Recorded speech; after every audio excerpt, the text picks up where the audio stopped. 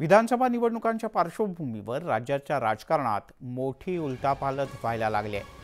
परभणीतल्या पाथरीचे राष्ट्रवादीचे जिल्हाध्यक्ष बाबाजानी दुर्राणी यांनी शरद पवार यांच्या गटात प्रवेश केलाय। पवार यांच्या उपस्थितीतच हा पक्षप्रवेश पार पडला। दरम्यान शरद पवार यांना सोडून जे भाजपात गेले ते शून्य झाल्याची प्रतिक्रिया दुर्राणी यांनी दिली आहे।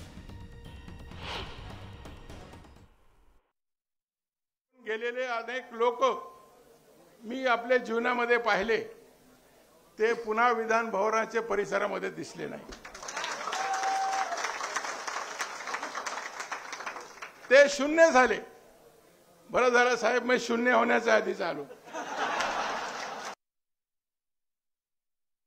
भंवर जब उभरेगा उभारा दे के मारेगा, भंवर जब उभरेगा उभारा दे के मारेगा, सुनो है मछलियों तुमको चारा दे के मारेगा, सुना है अच्छे दिन भी आने वाले हैं, बड़ा चालाक दुश्मन है सहारा दे के मारेगा।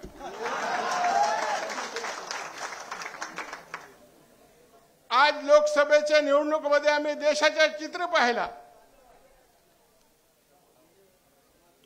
आज लोकांची मानसिकता अशी होती की जे पक्ष जे लोक भारतीय जनता पक्ष, जातीवादी पक्ष आणि इतर पक्षासोबत गेले, लोकांना त्याला शून्य केलं।